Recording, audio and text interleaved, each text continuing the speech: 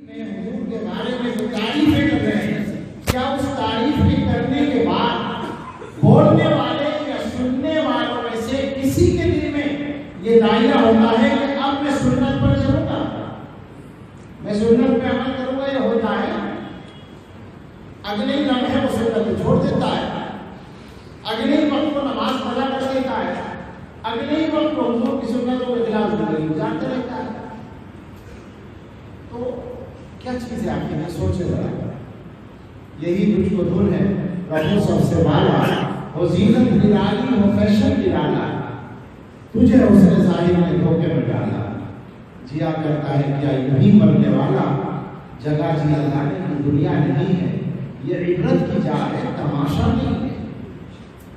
ہم لوگوں کو تو بس یہ فکر پڑی ہے ہماری شخصیت مان لی جائے، ہمیں بڑا تسلیم کر لیا جائے، ہمیں اعزاز دے دیا جائے، ہماری تعریف کر دی جائے، ہماری شہرت ہو جائے، ہم بڑے مان لیے جائے۔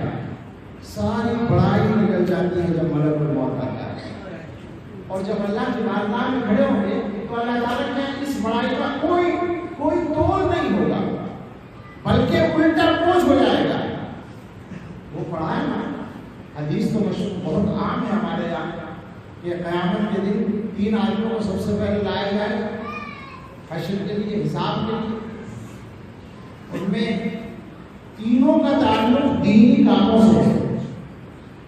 سخی مالدار آدمی، سخاوت وہی کرے گا جو مالدار ہوگا، جس نے اللہ کی راہ میں خوب خرچ کیا۔ اللہ تعالیٰ فرمائیں گے کیا عمل لائے؟ وہ کہے گا یا اللہ ساری زندگی مال کمایا اور لٹایا آپ کی راہ میں، بس وہی عمل لے کے آیا۔ اللہ تعالیٰ فرمائیں گے نہیں، ہمارے لیے نہیں کیا تھا۔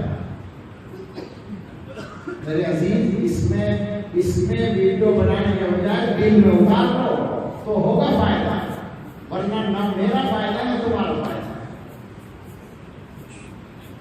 اللہ تعالیٰ کو فرمائیں گے کہ تم نے ہمارے لیے نہیں کیا تھا، دنیا میں تعریف کرانے کے لیے کیا تھا، اس لیے کیا تھا کہ یقال کا سخی، تمہیں سخی کہا جائے، وہ ہو گیا۔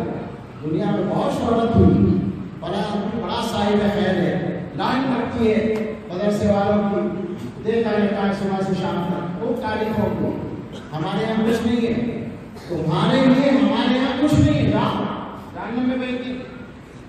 شہید کو لایا جائے گا، شہید کو تو اور زیادہ تعجب ہوگا، اس سے پوچھا جائے گا کیا لائے ہو؟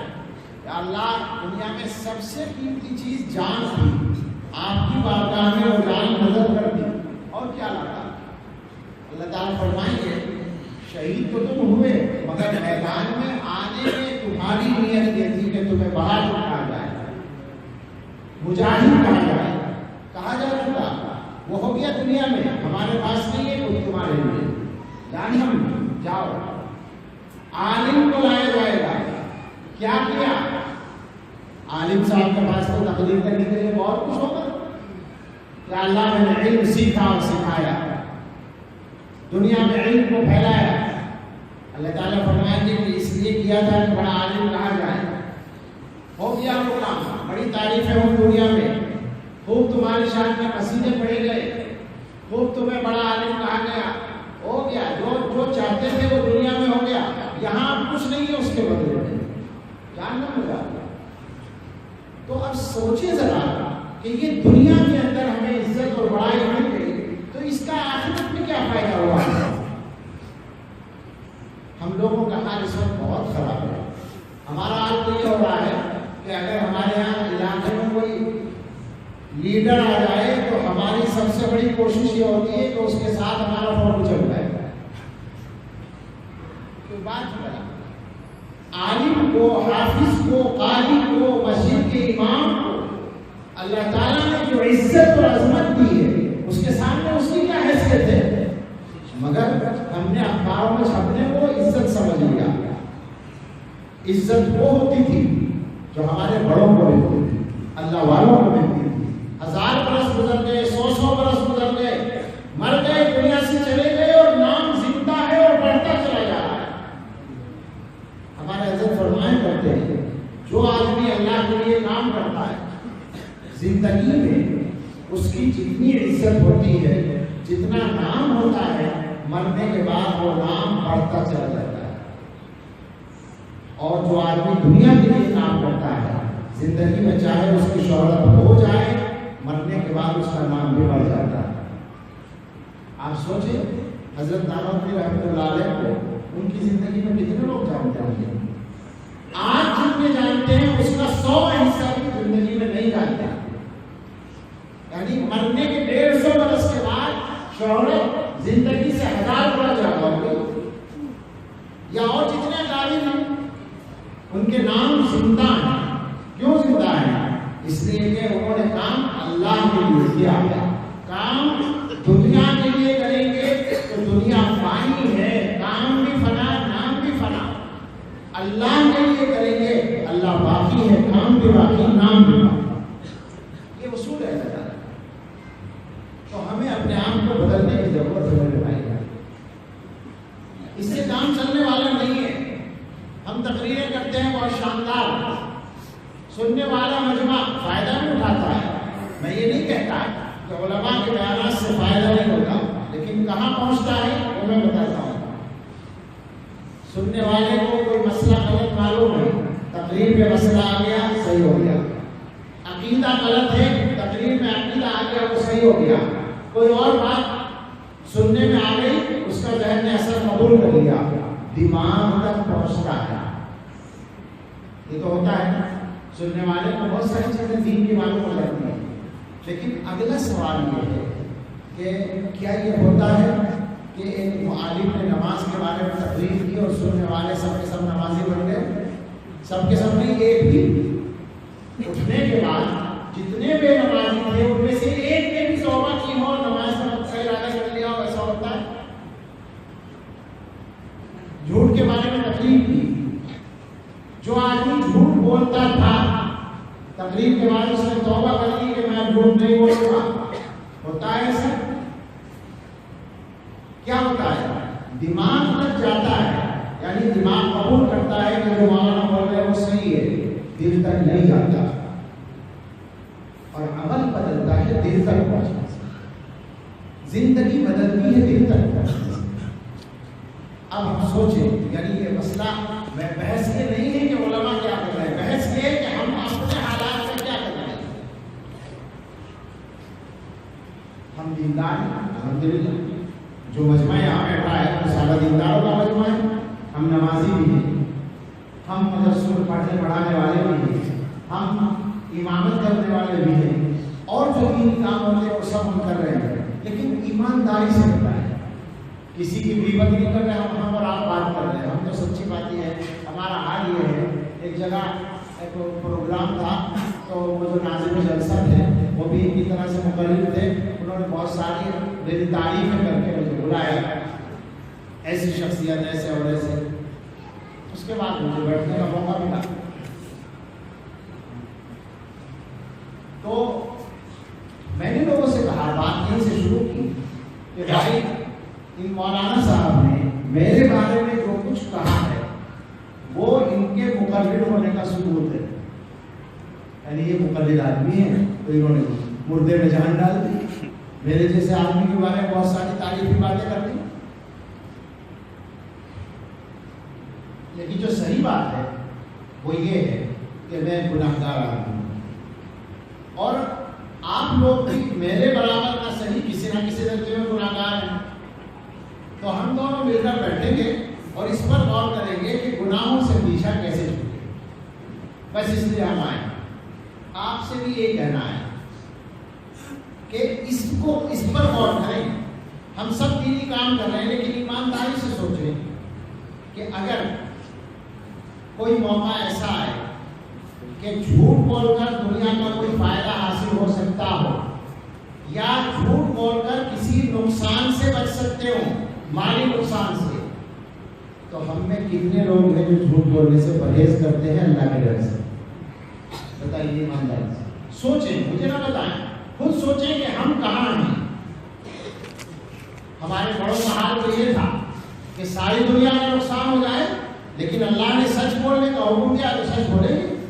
اس لیے نہیں کہ دکھانا ہے، اس لیے کہ اللہ کا حکم ہے. ہم سوچیں ایمانداری سے. کوئی پیسہ مشتبہ مال ہمیں حاصل ہو رہا ہے آسانی کے ساتھ، تو ہم میں کتنے لوگ ہیں جو اللہ کے ڈر سے اس کو چھوڑنے والے ہیں، واپس کرنے والے، مل رہا ہے رد کرنے والے، کتنے لوگ ہیں ہم میں سے؟ اس سے آگے بڑھ کر غصہ آ گیا، یہاں تو اچھے اچھوں کا معاملہ، غصہ آنے کے بعد بڑے بڑے دیندار لوگوں کا معاملہ گڑبڑ نکلے گا۔ غصہ آ گیا تو غصے میں حدود پر قائم رہنے والے ہوں گے کتنے لوگ، اور غصہ بڑے لوگوں پر نہیں آتا، اپنے سے کمزور پر آتا ہے، سب سے زیادہ گھر والوں پہ آتا ہے، بیوی پہ آتا ہے۔ ہم میں کتنے لوگ ہیں جو غصے کی حالت میں انصاف کی بات کرتے ہیں اللہ کے ڈر سے؟ گناہ کا موقع ملا، بدکاری کا موقع ملا یا کسی گناہ کا، اور کوئی ڈر نہیں ہے دنیا کا، لیکن صرف اس وجہ سے کہ اللہ کا ڈر ہے، گناہ کو چھوڑنے والے کتنے لوگ ہیں؟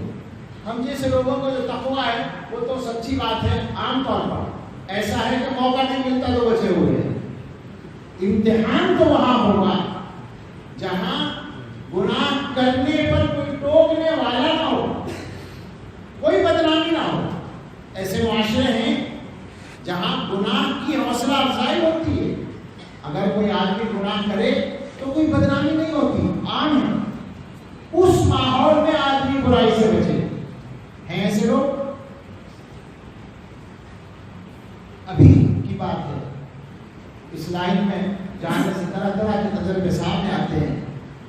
ایک یونیورسٹی میں پڑھنے والا، اور یونیورسٹی ایسی جو بالکل آزاد ہے، نام نہیں ہوگا، وہاں کا ماحول بالکل آزاد ہے۔ آزادی کا اندازہ اسی بات سے لگا لیں کہ آپ کو اس کا میں قصہ سنا رہا ہوں۔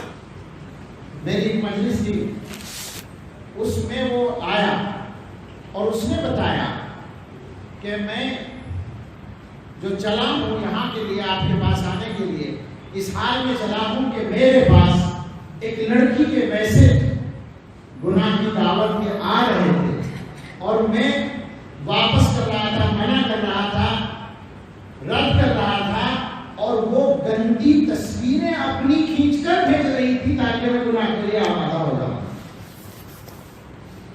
اب آپ سوچیں، ایسے ماحول میں جو آدمی رہتا ہے، وہ اگر گناہ سے بچے اللہ کے ڈر سے، تو سمجھا جائے گا کہ واقعی وہ اللہ کے ڈر سے گناہ سے بچ رہا ہے۔ ہمارا کیا بچنا؟ ہمارے پاس تو موقع ہی نہیں ہے، اور اللہ کا رکھے کوئی موقع اللہ نہ دے۔ ہم تو اپنی کمزوری کو جانتے ہیں، ہم تو اللہ سے دعا کرتے ہیں کہ اللہ تعالیٰ گناہ کے موقع ہی سے بچائے۔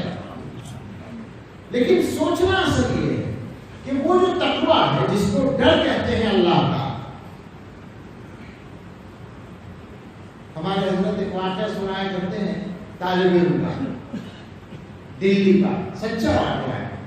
مغلوں کی سلطنت کا زمانہ، یعنی دیوبند سے دارالعلوم کے قیام سے پہلے دلی میں مدرسے تھے، اور ایک طالب علم تھا جو کسی مدرسے میں پڑھتا تھا اور ایک مسجد میں رہتا تھا۔ وہ مسجد معلوم ہے، ابھی بھی موجود ہے وہ مسجد۔ وہ اس مسجد میں رہتا تھا، امام تھا یا مؤذن تھا، رات وہی گزرتی تھی۔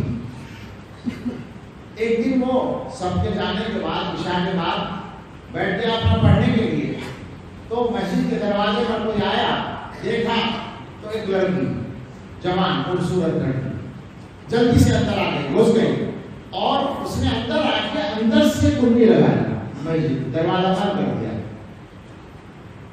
اس نے کہا بھائی تم کون ہو، کیا بات ہے، اور یہ کیا کر رہی ہو، تو اندر سے کنڈی بند کر رہی ہو؟ تو اس نے کہا کہ میری بات سن لو، میں پریشان ہوں۔ بات یہ ہے کہ میرا گھر ہے آگے، اور میں ادھر گئی تھی اپنے رشتے داروں کے یہاں، واپس آ رہی ہوں تو میں نے دیکھا کہ چوراہے میں جھگڑا ہو رہا ہے، تم بھی سن رہے ہو، آواز آ رہی ہے، لوگ لڑ رہے ہیں، ایک دوسرے کو مار رہے ہیں، راستہ وہی ہے میرا، اگر میں وہاں سے گزروں گی تو لوگ جھگڑے کی حالت میں ہیں، اس پہ بھی حملہ ہو سکتا ہے، میری عزت کو بھی خطرہ ہو سکتا ہے، تو میں اپنی جان بچا کے یہاں آ گئی ہوں، مسجد مجھے نظر آئی، تو مجھے تھوڑی دیر گزارنے دو، جھگڑا ختم ہو جائے گا تو میں چلی جاؤں۔ اب وہ ظاہر ہے اس نے کہا ٹھیک ہے، بیٹھا رکھتا ہوں، اس کو ایک کونے میں بٹھا دیا، خود اپنے کونے میں جہاں بیٹھتا تھا وہاں بیٹھا رہا، جاتے تھے چراغ کی روشنی میں مطالعہ کرتا رہا، سبق یاد کرتا رہا۔ اس نے دیکھا وہ جو لڑکی تھی مستقل اسی کو دیکھ رہی تھی، ظاہر تنہائی تھی، کوئی دیکھنے والا نہیں تھا، جوان لڑکی تھی، جوان لڑکا تھا، تو ایک عجیب کیفیت تھی۔ اس نے اس کو مستقل وہ دیکھ بھی رہی کیا کرتا ہے، تو دیکھا کہ وہ پڑھتا رہتا ہے، لیکن تھوڑی دیر کے بعد اپنی انگلی کو چراغ کی لو کے اوپر کیوں لاتا ہے، اب اس میں جلن ہوتی ہے تو ہٹاتا ہے، تھوڑی دیر پھر پڑھتا ہے، تھوڑی دیر کے بعد پھر اپنی انگلی کو وہیں لاتا ہے، پھر جلدی انگلی کو پھر ہٹاتا ہے۔ یہ حرکت وہ کر رہا ہے، لڑکی حیرت سے دیکھ رہی، پتہ نہیں کیا مصیبت ہے، کیوں یہ اپنی انگلی کو جلانے کی کوشش کر رہا ہے۔ گھنٹے 2 گھنٹے جتنا بھی وقت گزرا، باہر کا ہنگامہ ختم ہوا، آوازیں آنی بند ہو گئی، تو وہ لڑکا اٹھا، اس نے جا کر دیکھا تو راستہ صاف تھا، لوگ جھگڑے کر کے جا چکے تھے یا پولیس لے گئی تھی ان کو، جو بھی ہوا ہو، راستہ صاف تھا۔ اس نے واپس آ کر لڑکی سے کہا کہ بھائی تمہارا راستہ صاف ہو چکا ہے، اب تم جاؤ۔ اس نے کہا ٹھیک ہے، جانا تو ہے، مگر ایک بات مجھے پوچھنی ہے، یہ جو تم پڑھتے پڑھتے اپنی انگلی کو چراغ پر لاتے تھے، انگلی کو جلانے کی کوشش کرتے تھے اور پھر ہٹاتے تھے، اس کا مطلب بتاؤ کیا؟ اس نے تو تمہیں کیا مطلب ہے، جاؤ، میں کچھ بھی کر رہا تھا، اس سے تمہیں کیا، ویسے تم جاؤ، میرا پیچھے رہو۔ اس نے کہا نہیں، میں اس کے بغیر جاؤں گی نہیں جب تک تم بتاؤ گے، مجبور ہو گیا۔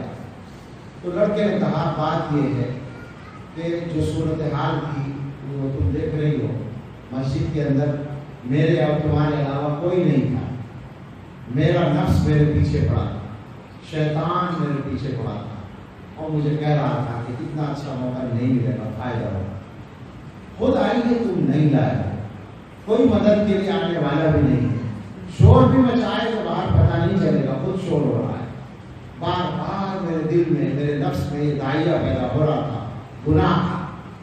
تو جب زیادہ پریشانی ہوتی تھی تو میں اپنی انگلی کو چراغ کی لو پہ لاتا تھا، اس سے جب جلن ہوتی تھی تو میں ہٹاتا تھا، اور یہ اپنے نفس سے کہتا تھا کہ دنیا کی اس چھوٹی سی آگ کو کی تو برداشت مجھے ہے نہیں، جہنم میں جلنے کی ہمت تو کیسے کرتا ہے۔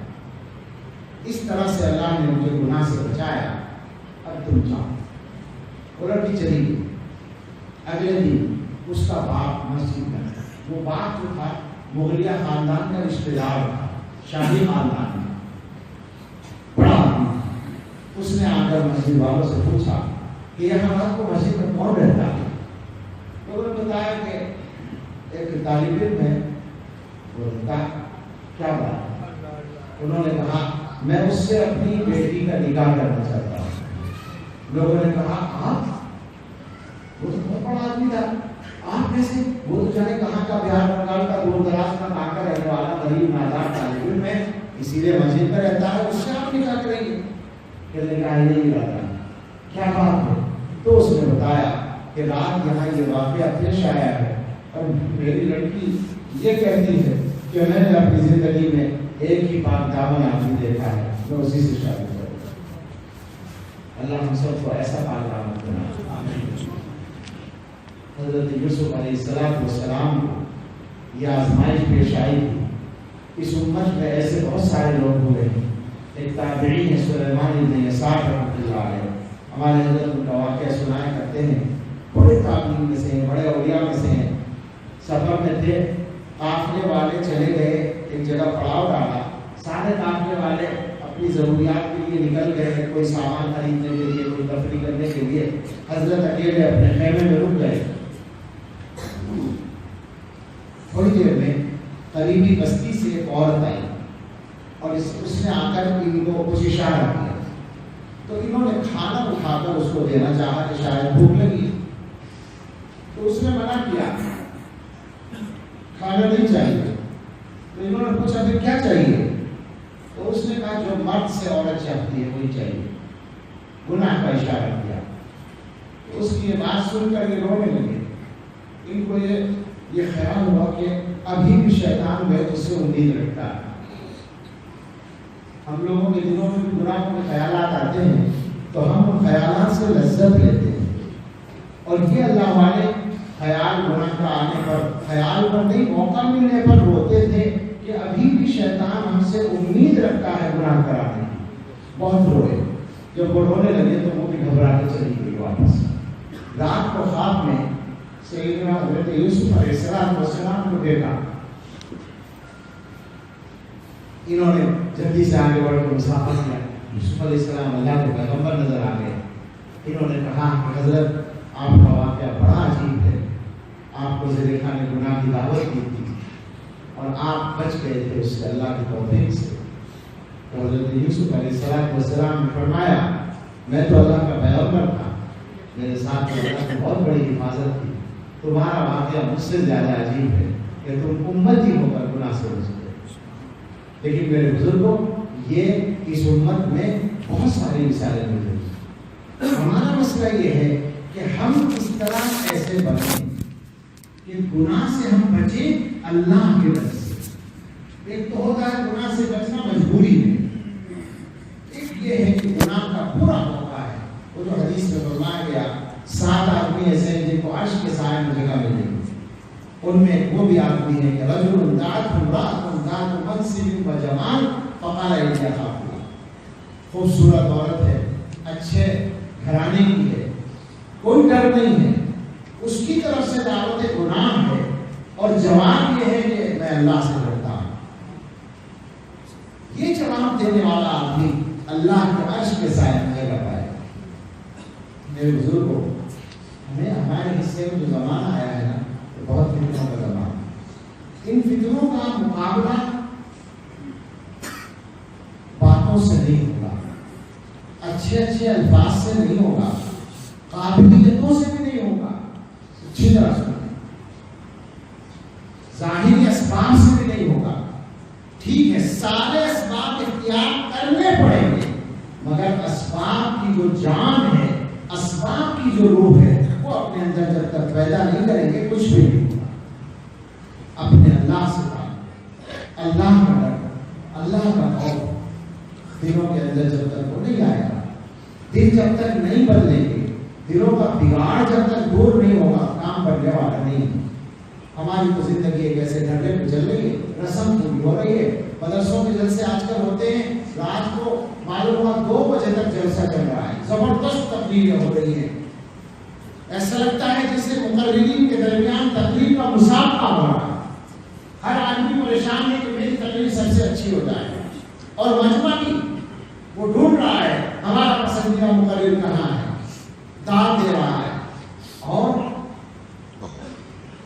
جو سچائی ہے وہ کہنے کے بھی لائق نہیں. کیا ہو رہا ہے؟ 2 بجے جا کر سونے والا مجمع، اس میں سے کتنے لوگ ہیں جو فجر کی نماز ادا کریں؟ جس جلسے کی وجہ سے نماز قضا ہو، اس جلسے کو آپ دین کہیں گے یا کیا کہیں گے؟ گناہ کہیں گے. سوال یہ، اب تو جلسوں میں دن میں بھی یہ ہونے لگا. بعض جگہ ظہر کی نماز 4 ساڑھے 4 بجے ہو رہی ہے، بعض جگہ عصر کی نماز مغرب سے 15-20 منٹ پہلے ہو رہی ہے. ہم لوگوں نے مدرسوں کے اندر دین کو کھیل بنا رکھا ہے. ہمارے جلسے نماز کے ضائع ہونے کا ذریعہ بن رہے ہیں. کہاں گیا دین؟ کہاں رہ گیا دین؟ کاروبار ہو گیا. معاف کیجیے گا، بہت سخت لفظ بول رہا ہوں مگر مجبور ہو گیا. کیا کہیں اس کو آپ دین کی فکر نہیں تو دنیا ہی اور کیا ہے؟ زیادہ سے زیادہ رسم ہے، ہفتہ ہو کاروبار، رسم ہے اور کیا ہے؟ جلسہ کوئی مقصد ہے؟ وہ ہزار کا مجمع آتا ہے، ایک بات جو اس کے دل میں رہتی ہو، ایک آدمی جو ہو وہ توبہ کر کے جاتا ہو. اللہ کی پناہ بدل لیں. بدلنا پڑے گا، اس کے بغیر کام چلنے والا نہیں ہے. ہم اپنے اکابر کا نام لیتے ہیں. ہمارے بزرگوں نے اپنے وقت کی سب سے بڑی طاقت کا مقابلہ کیا، ایسے ہی کر لیا. ان کے اندر جو اصل طاقت تھی وہ یہی دل کی طاقت، اس کے بغیر کچھ ہوتا ہوا تھا نہیں ہے. اچھی طرح سے یاد رکھیں، امت کی تاریخ کو پڑھ لیں، جتنے بڑے کام ہوئے ہیں وہ سب انہی لوگوں کے ذریعے ہوئے ہیں جنہوں نے دل پر محنت کی ہے، جنہوں نے اللہ والوں سے اپنا تعلق رکھا. آپ زمین آسمان کا فرق محسوس کر لیں گے.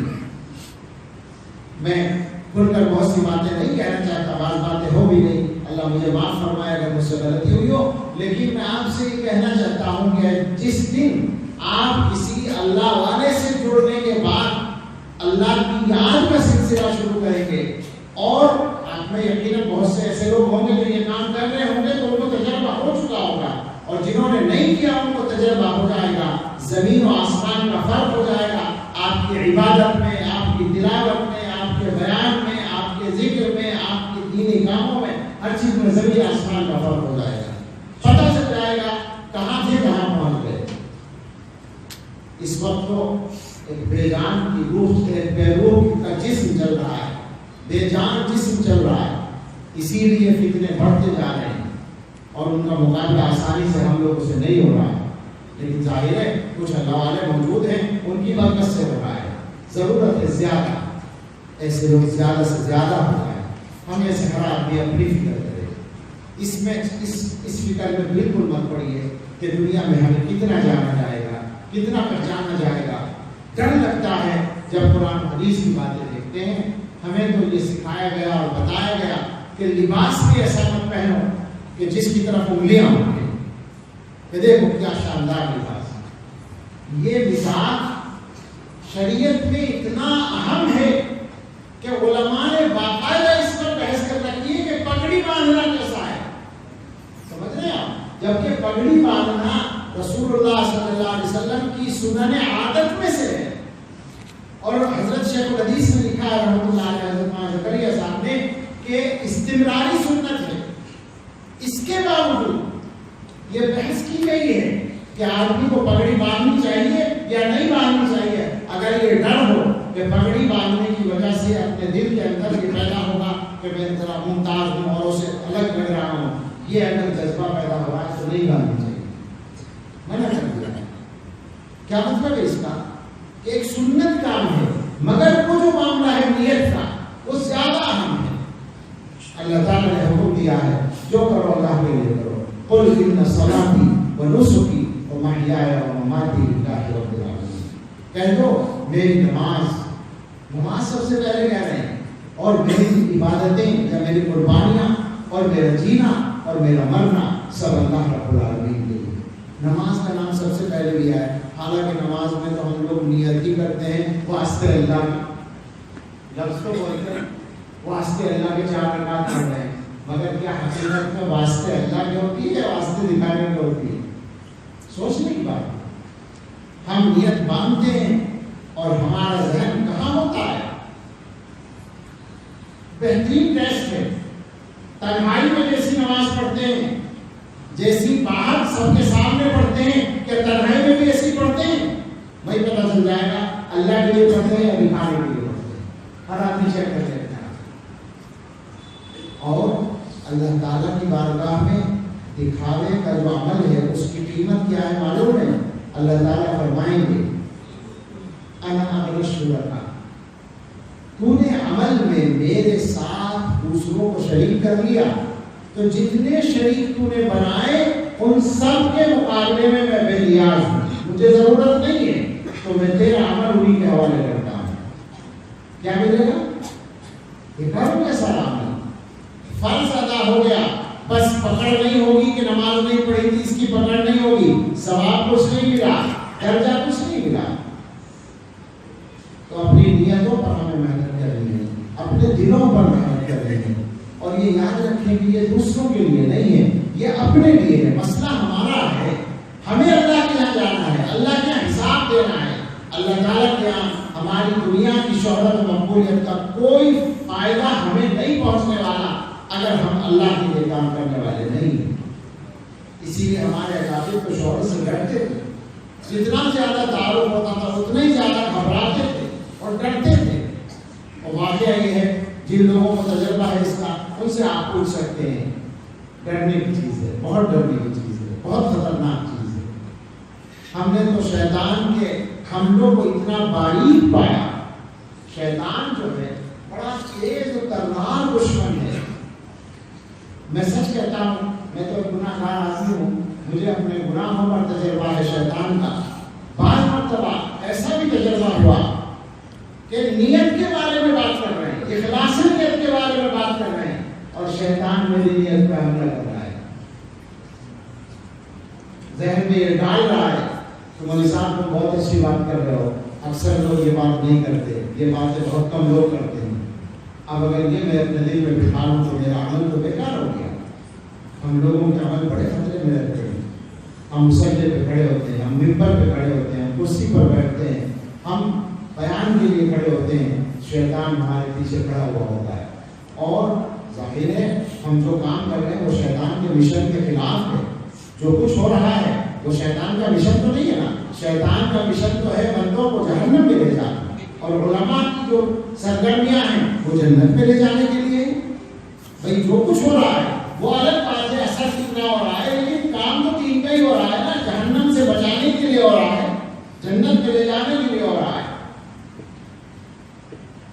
हज़रत थानवी रहमतुल्लाह अलैह का लिखा हुआ लतीफ़ा अचानक याद आ गया उसने। ये लिखा है उसने कि एक मस्जिद में, रुड़की का वाक़या, ये सच्चा वाक़या है। रुड़की में एक मस्जिद में जुमे का वक्त था, इमाम साहब बयान कर रहे थे, बयान लंबा हो गया, धूप हो रही थी, सहन जो है उसमें बहुत मजमा था और धूप तेज थी, गर्मी का मौसम था।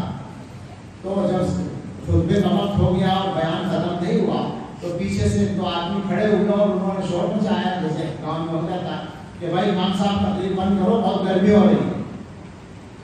तो इमाम साहब कहने लगे, वो इमाम साहब क्यों नहीं कहने लगे, अगर तुम वक्त हो जब तुमसे धूप बर्दाश्त नहीं हो रही तो जहन्नम में कैसे रहोगे। तो उस आदमी ने कहा कि जहन्नम में जाएगी तू, हम तो जन्नत में जाने के लिए आए हैं मस्जिद में। जाहिर बात है भाई ऐसे कह रहा है जैसे जहन्नम में जाने के लिए मस्जिद में प्रैक्टिस करनी हो।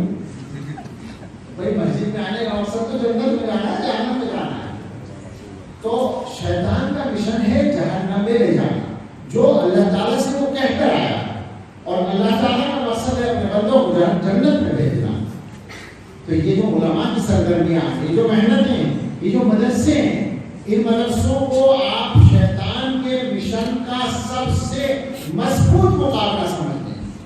ये जो है जहन्नम में जाने से रुकावटों में सबसे बड़ी रुकावट है, इसलिए कि मदरसों के अंदर दीन और ईमान सिखाया जाता है। शैतान का मिशन तो यही था, दीन और ईमान से लोग महरूम हो जाए।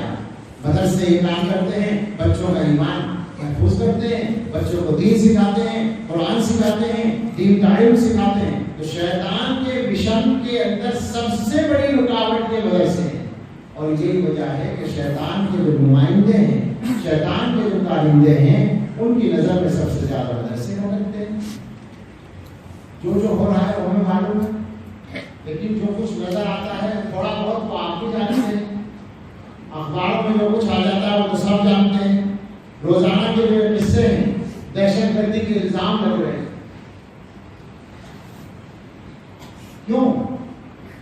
उनका मकसद मदरसों को बंद करना है, साफ बात सुनिए। लेकिन सीधे सीधे बंद करने की बात करें तो चलने वाली नहीं। अगर आप किसी आदमी को मारना चाहें, यूं ही अगर मारने लगेंगे आप, तो दो चार आदमी छुड़ाने के लिए आ जाएंगे कि भाई क्यों मार रहे हो उसका बताओ। लेकिन अगर आप एक आदमी के पीछे शोर मचाकर चलेंगे, चोर चोर चोर, और मारना शुरू करें, अब क्या होगा? 10-5 आदमी आपकी मदद करने के लिए आ जाएंगे और मारने लगेंगे उसको। यही होता है ना, यानी बदनाम करके मारना आसान होता है। तो मदरसों को बदनाम करने का मिशन है, देवबंद में दहशतगर्दी सिखाई जाती है, रोजाना किससे ही है। ये बातें वैसे ही नहीं होती, जानबूझकर होती हैं। यानी ये जानकर के कुछ नहीं होता, फिर कहा जाता है, पता है उनको कि हमारी बात पर यकीन कोई नहीं करेगा, मगर अगर हम बार बार कहते रहेंगे तो एक करता तो यकीन कर ही लेगा। और आप यकीन करें कि इस झूठ का भी हमें नुकसान पहुंचता है।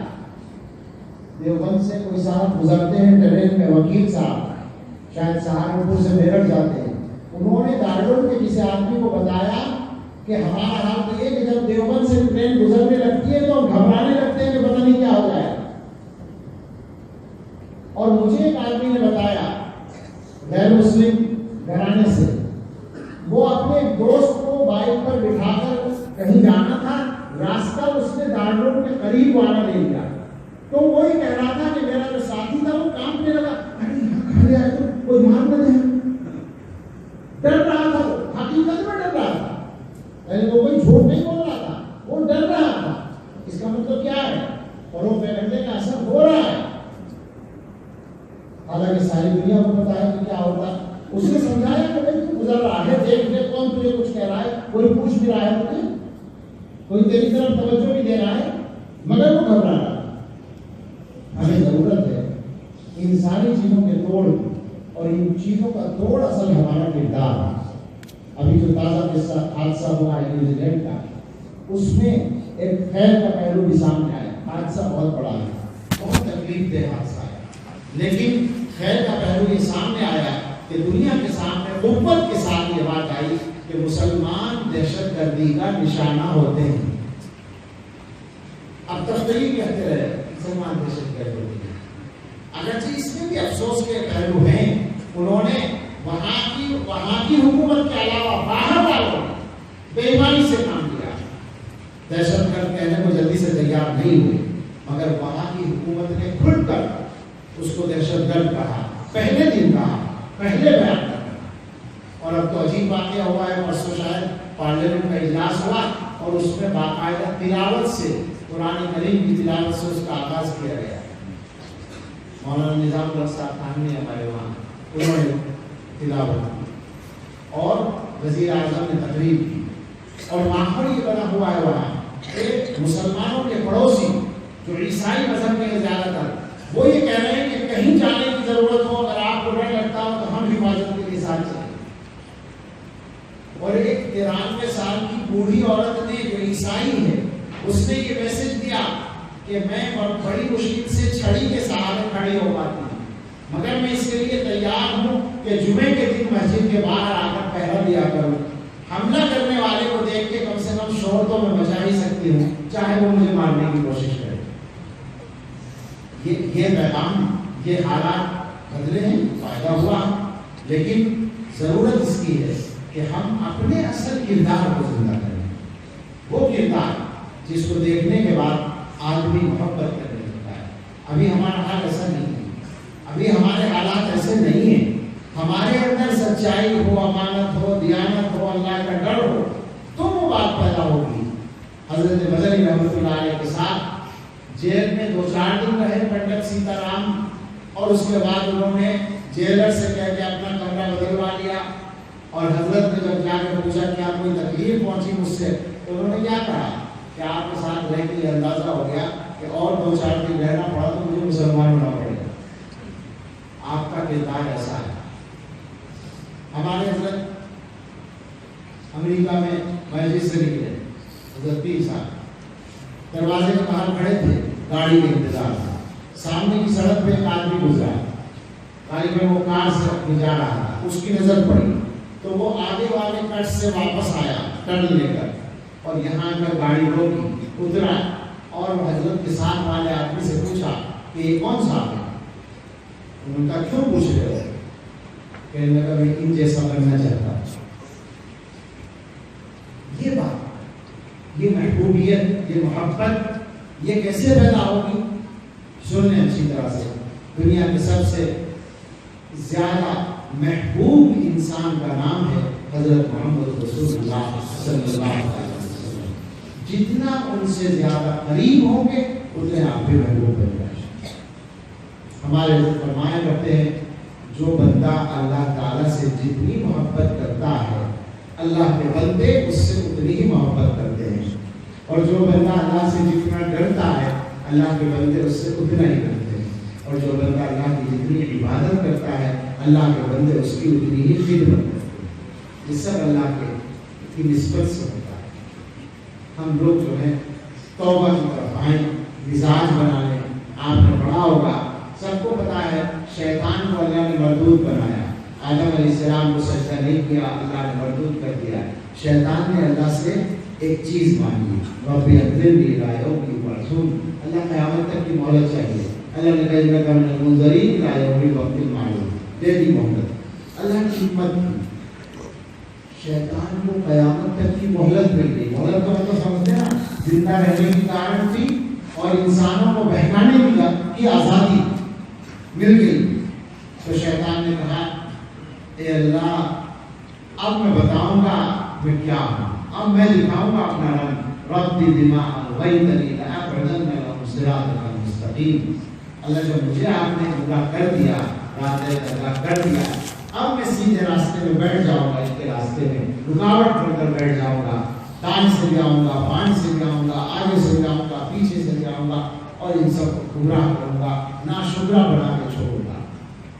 اب ایک روایت میں یہ بات ہے، حضرت نے نقل کی ہے سنن دارمی کے حوالے سے، کہ جب یہ رنگ دیکھا حضرت آدم علیہ السلام نے، وہیں بیٹھے تھے وہ بھی، ان کا تو ابھی اعزاز و اکرام ہوا تھا، سجدہ ہوا تھا، اور اچانک یہ دشمن کھڑا ہو گیا، تو آدم علیہ السلام نے اللہ تعالیٰ سے عرض کیا یا اللہ شیطان کو تو آپ نے قیامت تک کی مہلت دے دی، اچھا شیطان جب یہ کہہ رہا ہے کہ میں گناہ کراؤں گا، جہنم میں لے جاؤں گا، تو ظاہر ہے آدم علیہ السلام بھی یہی سمجھے کہ جو بھی گناہ کرے گا وہ جہنم میں جائے گا، اور شیطان کو آزادی مل گئی، تو انہوں نے اللہ سے کہا یا اللہ شیطان کو تو آپ نے یہ مہلت دے دی، میری اولاد کو کیا دیا؟